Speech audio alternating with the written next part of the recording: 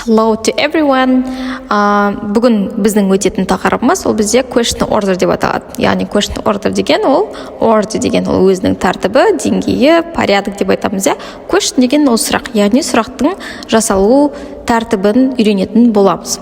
Окей, біз білеміз, ағылшын тілінде сұрақтардың жалпы ең үлкен екі типі бар. Яғни ол special, арнайы сұрақ, және general, ол жалпы сұрақ.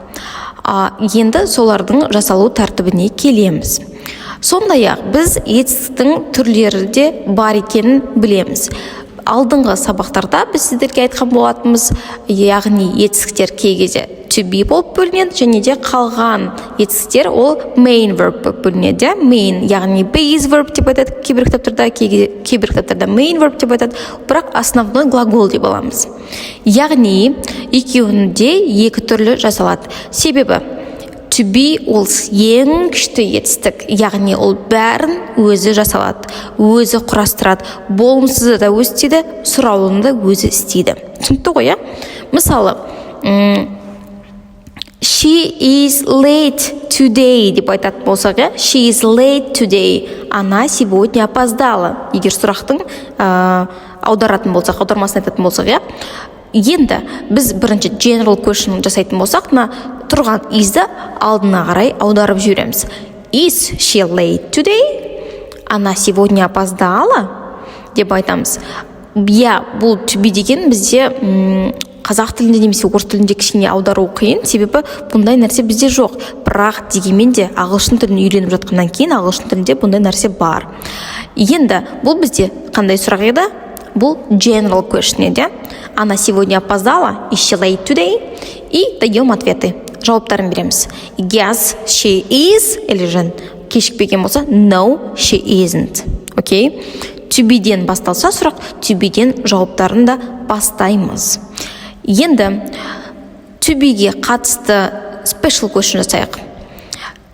She is late today деген бізде сөйлем болды. Енді соны special аударамыз. When is she late? When is she late? Today дейміз, немесе ішіміз пыспай, уақытымыз көп болып жатса, біз айтамыз she is late today деп толық формасында айтып кетуге болады. Енді келесін айтайық. Main verb деген ол қарапайым қатардағы етістіктер. Мысалы, want, хотеть, see, видеть, write, жазу, read, оқу деген сияқты қарапайым етістіктер, былайша айтқанда. Олармен бізде міндетті түрде осы жақта подружка болады. Ол подружканың аты do мен does. Яғни do мен does'дың көмегімен біз болымсызды жасаған едік, алдын естеріңізде бар болса. Енді осы жолы біз сұрауында жасайтын боламыз. Яғни қалай болады? Мысалы, she studies English, да? Скажем, осындай предложение болатын болса, she studies English. Она изучает английский язык. Енді біз general question жасаймыз, немесе жоқ деп жауап беретін сұрақтың түрін жасаймыз. Бізде she studies English, яғни she деп тұр, she деп тұрса, біз does деген подружканы қолданамыз, білесіз, does деген подружканы қолданамыз. Ол does подружка алдына келеді. Does she study English? Потому что соңындағы s бізге does-ға айналып кетті екен. Does she study English? Егер ол ағылшын тілін оқыса, yes, she does, оқымаса, no, she doesn't деп айтады екен біз. Енді бұл түсінікті болса, енді special questionға көшейік. Special questionде бізде қалай болады?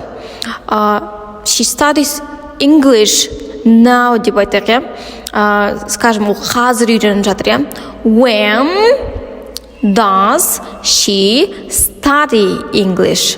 Қашан үйреніп жатыр? She studies English now деп жауап береміз, немесе просто now деп айтамыз. И все.